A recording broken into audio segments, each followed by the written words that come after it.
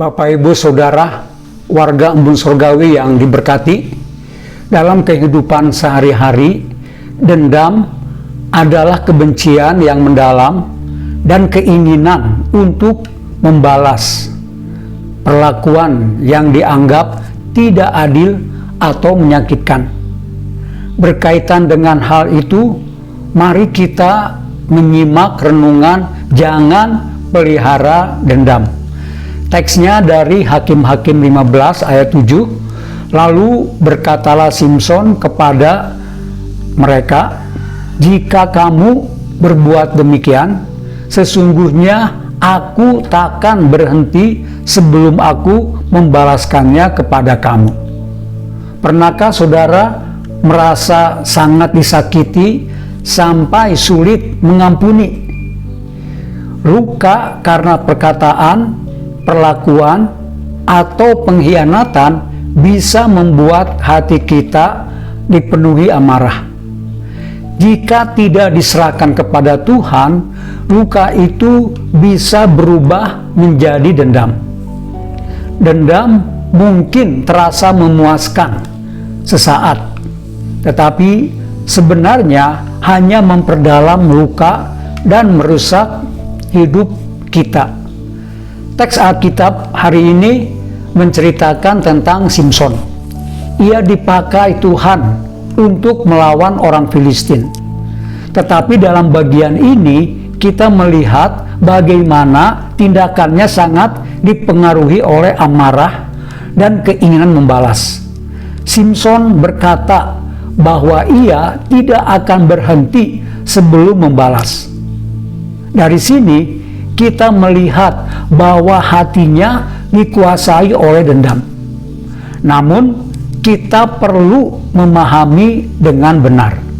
Tuhan tetap berdaulat dan tetap bekerja melalui Simson untuk melawan orang Filistin.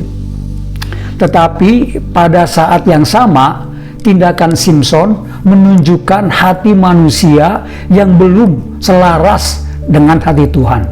Artinya, Tuhan bisa tetap menggenapi rencananya, tetapi itu tidak berarti semua motivasi manusia berkenan di hadapannya. Ini menjadi peringatan bagi kita. Kita juga bisa melakukan sesuatu yang terlihat benar, tetapi didorong oleh hati yang salah, yaitu amarah, dendam, ego. Dendam bukanlah cara Tuhan bekerja. Dalam Injil, kita melihat jalan yang berbeda. Yesus tidak membalas, tetapi mengampuni. Yesus tidak membalas kejahatan dengan kejahatan, tetapi membawa pendamaian melalui salib. Bapak, Ibu, Saudara, sebagai orang yang sudah menerima kasih karunia Tuhan, kita dipanggil untuk tidak memelihara dendam dan menyerahkan luka kita kepada Tuhan, serta belajar mengampuni seperti kita telah diampuni. Mengampuni bukan berarti luka itu tidak ada, tetapi kita rela mempercayakan keadilan kepada Tuhan, bukan mengambilnya sendiri. Jangan biarkan dendam menguasai hati kita, karena itu akan menjauhkan kita dari damai sejahtera Tuhan, merusak relasi antar sesama, dan mengaburkan kehendak Tuhan dalam hidup kita. Sebaliknya, datanglah kepada Tuhan. Dia sanggup memulihkan hati yang terluka.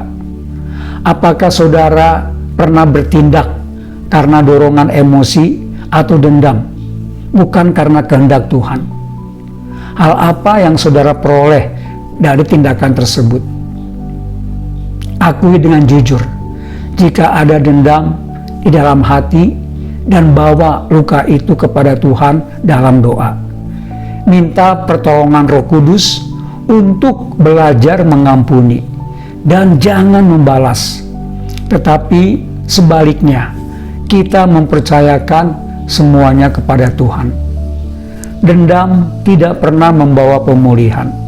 Hanya Kristus yang sanggup memulihkan hati dan keadaan. Tuhan memberkati.